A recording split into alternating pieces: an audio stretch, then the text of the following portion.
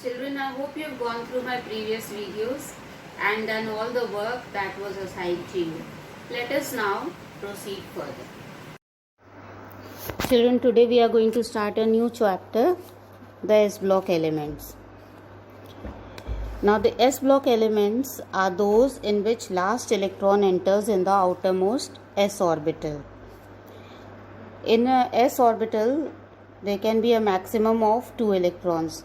Thus, S block elements have valency shell configuration either NS1 or NS2, and elements of group 1 and 2, they belong to S block.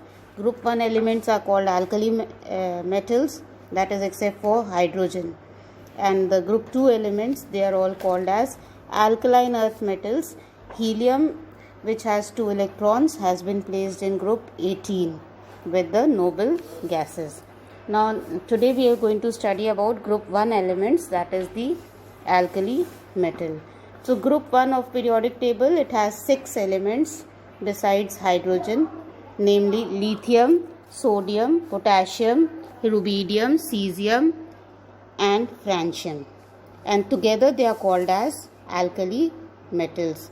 Why? Because they form hydroxides on reaction with water, which are strongly alkaline in nature.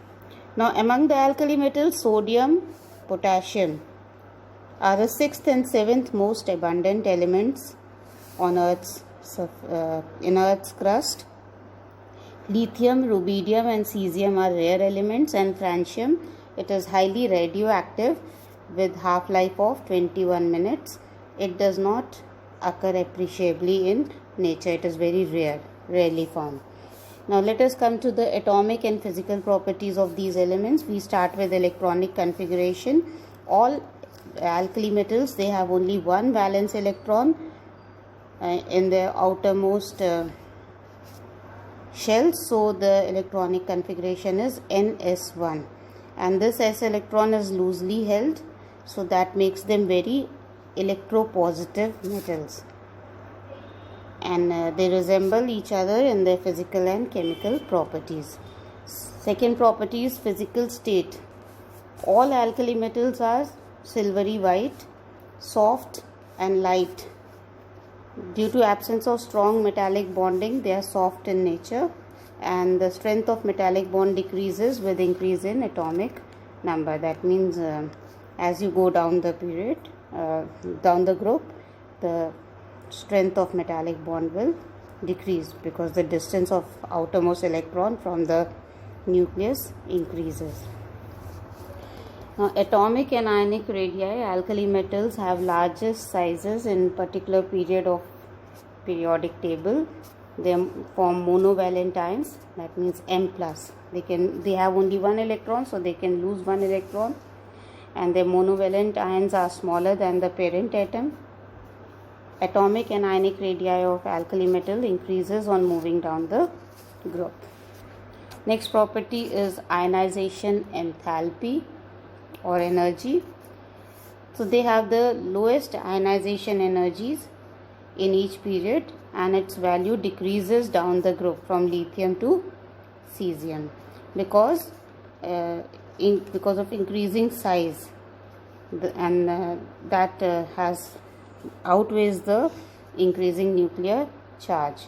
An outermost electron is very well screened from the nuclear charge. In between the outermost electron and the nucleus, there are a number of electrons. As the size increases, so the impact of nucleus on the outermost electron is less.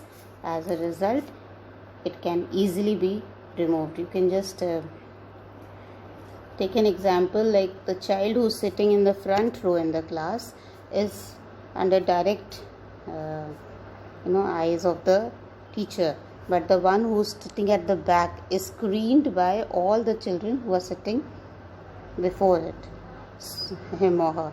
So this kind of shielding or screening effect is there as the size increases. So more the number of students, more free the child sitting at the back will feel. So that is easily it can be removed from the shell. Now oxidation states. Alkali metals can show only one oxidation state, that is +1, because they have only one electron to lose, and M plus ions have no unpaired electrons, thus their compounds are colorless and diamagnetic in nature. Now hydration enthalpy.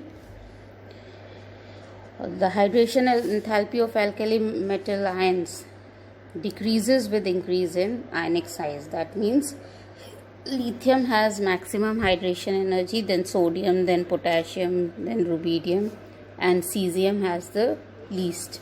Solubility of alkali metal ions is due to the fact that cations get hydrated by water molecule. See, M plus, when it reacts with aqueous molecule, it forms M aqueous plus. So it forms a hydrated cation. Degree of hydration of M plus ions, it decreases from lithium to cesium. Therefore, lithium salts are mostly hydrated. Lithium forms a salt LiCl.2H2O. Next property is density. Alkali metals, they have a large size, I already told you, so the density will be low and it will increase down the group from lithium to cesium. However, potassium is lighter than sodium due to unusual increase in atomic size of potassium. Next property is melting and boiling points.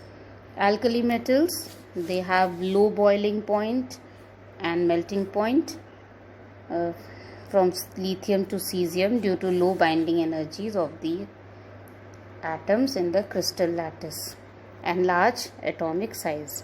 Size is increasing from lithium to cesium, so melting point and boiling point is decreasing from lithium to cesium.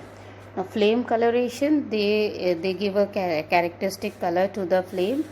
Lithium gives crimson red color to the flame, sodium gives golden yellow color, potassium gives pale violet color, rubidium red violet color, and cesium gives a blue color to the flame. Okay. Now next, these were the physical properties, atomic and physical properties. Let's move on to the chemical properties of alkali metals. Now first physical property is reactivity towards air. Now remember that alkali metals, they are highly reactive because of their large size and low ionization energy, and the reactivity of these metals increases down the group. Now first property, let us study reactivity towards air. All alkali metals except lithium tarnish quickly in air due to formation of oxides, so which in turn reacts with moisture to form hydroxide. They burn vigorously in oxygen to form oxides, like 4Li plus O2 gives you 2Li2O, this is lithium oxide. 2Na plus O2 gives Na2O2, sodium peroxide. M plus O2 gives you MO2, superoxide. MO2 is superoxide, where M can be potassium or rubidium or cesium. And then this lithium, when it is heated with air, gives nitride as well. 6Li plus N2 gives you 2Li3 and lithium nitride. So due to their high reactivity towards air and water, alkali metals are normally kept in kerosene oil. Otherwise they will react with air. Next chemical property is reactivity towards water. Alkali metals decompose water with evolution of hydrogen. 2M plus 2H2O gives 2MOH plus H2. Lithium decomposes water slowly due to its small size and high hydration energy. Other metals, they react explosively with water. They also react with alcohol, ammonia, etc. Now next property is reactivity towards hydrogen. Hydrogen, I have already taught you that it exists as dihydrogen. So reactivity towards dihydrogen. Alkali metals react with hydrogen to form alkali metal hydrides. which are ionic solids, and they have high melting points. 2m plus H2 gives you 2m plus H minus, ionic solids. Okay, two ions are present. Now, ionic character of bonds of these hydrides increases from LiH to CSH, as the electropositive nature of alkali metal increases from lithium to cesium. This is also true for stability of hydrides. Hydrides are strong reducing agents, especially at high temperature. So this is reactivity towards dihydrogen. Next chemical property is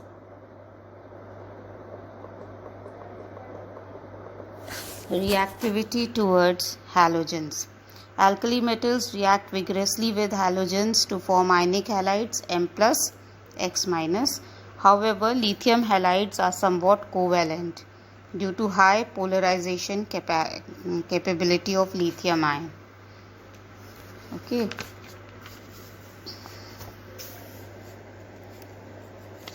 So, since anion with large size can be easily distorted among halides, lithium iodide is most covalent in nature. Order of reactivity with given halogen is lithium is least reactive. After that comes sodium, then potassium, then rubidium and cesium. Cesium is most reactive with halogens. Next property is reducing nature. They are strong reducing agents. Lithium is most reducing and sodium is the least powerful reducing agent. Lithium is strongest reducing agent despite having high ionization potential because of extensive hydration of lithium ion and large amount of energy which is released during hydration. It compensates for the high ionization potential value of lithium. So due to the large oxidation potential, alkali metals are better reducing agents than hydrogen. Then alkali metals, they dissolve in liquid ammonia and give solution in liquid ammonia. So in liquid ammonia they give deep blue solution which are conducting in nature. Any alkali metal M, when it reacts with ammonia, gives you M plus NH3X plus NH3. So the blue color of the solution, it is due to ammoniated electrons, and the solution is paramagnetic and on standing slowly releases hydrogen and forms amide. Paramagnetic condition is when there is one single electron, unpaired electron. Diamagnetic when all the electrons are paired. So this solution is paramagnetic. In concentrated solution, the blue color changes to bronze color and becomes diamagnetic. Now let us talk about the uses of alkali metals. Lithium is used to make useful alloys. For example, with lead it makes white metal, bearings for motor engines. With aluminium it makes aircraft parts, and with magnesium it makes armor plates. Lithium is used to make electrochemical cells. Sodium is used to make sodium lead alloy, which is used as anti-knocking agent. Liquid sodium metal is used as coolant in nuclear reactors. Potassium is very important in our biological system. Potassium chloride is used as fertilizer. Potassium hydroxide is used in manufacture of soft soap. It also acts as excellent absorbent of carbon dioxide. Cesium is used in devising photoelectric cells. So these are the uses of alkali metals. Now in your syllabus you have the hydrides have been removed from your syllabus for this year. Okay, number of things have been removed, like oxides, salts of oxoacid, sulfates, anomalous properties of lithium. All these similarities between lithium and magnesium, diagonal relationship. These all points have been removed from the further reduced syllabus which was given by the council. Now after this, what you have to study is the important compounds of sodium. First and most important is sodium chloride. It is most abundant source of sodium chloride is in seawater. Seawater contains 2.7 to 2.9% by mass. We use it as common salt or table salt for domestic purpose, and also for preparing Na2O2, NaOH, Na2CO3, a number of compounds. Okay, next compound of sodium which is important is sodium hydroxide. It is called as caustic soda and the formula is NaOH. Now caustic soda is prepared commercially by electrolysis of sodium chloride in Kastner-Kellner cell. A brine solution, salt solution, is electrolyzed using mercury cathode and a carbon anode. Sodium methyl is discharged at cathode and it combines with mercury to form sodium amalgam. Chlorine gas is evolved at anode. See, at the cathode, the reaction that takes place is Na plus E minus in presence of mercury gives you sodium amalgam, and at anode Cl minus gives you half Cl2 plus 1 electron. Now this amalgam on treating with water gives you sodium hydroxide and hydrogen gas. The sodium amalgam which is formed at cathode, you treat it with water, you get 2 NaOH plus 2 Hg plus H2. Okay, now uses of sodium hydroxide. It is used in manufacture of soap, paper, artificial silk and chemicals, petroleum refinery. It is used in purification of bauxite. It is used in textile industries for mercerizing cotton fabrics and for preparation of pure fats and oils, as well as common laboratory reagent. So these are the various uses of sodium hydroxide. It is a very important compound. Next compound of sodium that you have in your syllabus is, just a second, sodium carbonate. Common name is washing soda. Formula is Na2CO3 dot 10H2O. It is Na2CO3. Remember the formula. Sodium carbonate and the common name. You've studied it in your smaller classes also. Na2CO3.10H2O. This is washing soda. It is generally prepared by Solvay's process. So what is Solvay's process? Concentrated solution of sodium chloride, which is called as brine, is saturated with ammonia and then carbon dioxide is passed in it. It precipitates sodium bicarbonate. See, NH3 plus H2O plus CO2. It gives you NH4HCO3, and this NH4HCO3 is treated with brine. Solution of NaCl, it gives you sodium bicarbonate, NaHCO3 plus NH4Cl. Then this precipitates of NaHCO3 are separated out while NH4Cl remains in solution, and the precipitate on heating gives you sodium carbonate. This NaHCO3, when it is heated, because it is precipitate, it can be taken out and it gives you Na2CO3 plus CO2 plus H2O. Okay. NH4Cl on heating with calcium hydroxide gives ammonia. So in this way, ammonia is not used in the process, but it can be recovered. So this NH4Cl which was produced here, you treat it with calcium hydroxide, you'll get calcium chloride plus water plus again you get back your ammonia. But this method cannot be applied for manufacture of potassium carbonate because potassium bicarbonate is highly soluble. Now uses of sodium carbonate, it is used for water softening, laundering, cleaning, used in manufacture of glass, soap, borax, caustic soda, in paper, paints, textile industry, and of course as laboratory reagent. Now next is sodium thiosulfate. Thiosulfate, it is also known as hypo solution, and wherever the word thio is there, always remember that there is sulfur present. Thio word is used for sulfur compounds. So the formula for sodium thiosulfate is Na2S2O3.5H2O. Okay, remember this.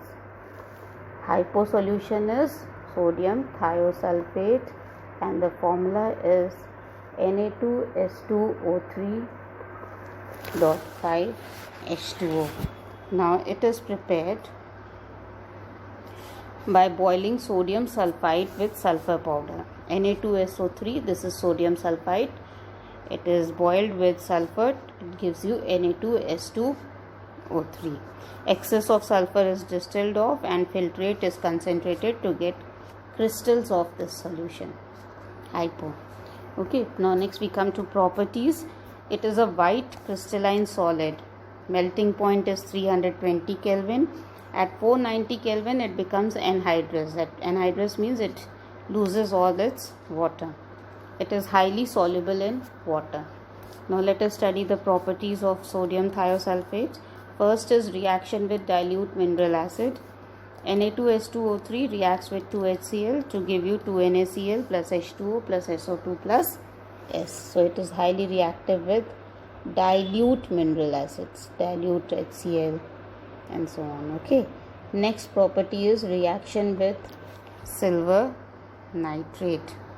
It reacts with silver nitrate, Na2S2O3 plus 2AgNO3. So sodium is replaced by silver. It gives you Ag2S2O3 plus 2NaNO3. Now this Ag2S2O3 reacts with water to give you a black precipitate of silver sulfide, Ag2S plus H2SO4. So this is the reaction with silver nitrate. First, sodium is substituted by silver, and then on further reacting with water, it gives you black precipitate of Ag2S. Next is reaction with iodine. Sodium thiosulfate, it reacts with iodine to give you Na2S4O6. This is sodium tetrathionate plus 2NaI. This reaction is used in volumetric estimation of iodine and to remove stains of iodine. Volumetric estimations, basically the titrations which are done in your practicals. For that this reaction is used. Now next topic is biological importance of sodium and potassium. Sodium ions are actively expelled from cells, whereas potassium ions are not. Okay, sodium ion transport is sometimes called as sodium pump, as it involves both active expulsion of sodium ions and active take of potassium ions. Different ratio of sodium and potassium ion inside and outside cell produces an electrical potential across the cell membrane, which is essential for functioning of nerve and muscle cells. So the nervous system is based on this sodium pump. This is how the message is carried from one organ to the brain and from brain to the organs. Sodium ion is essential for transmission of nerve signals, in regulating flow of water across membrane, and in transport of glucose and amino acids in the cells. Potassium ions inside the cell are essential for metabolism of glucose, synthesis of proteins, and activation of some enzymes. So this is the importance of alkali metals in human beings. Okay, so this is all for today. Next video we will study about alkali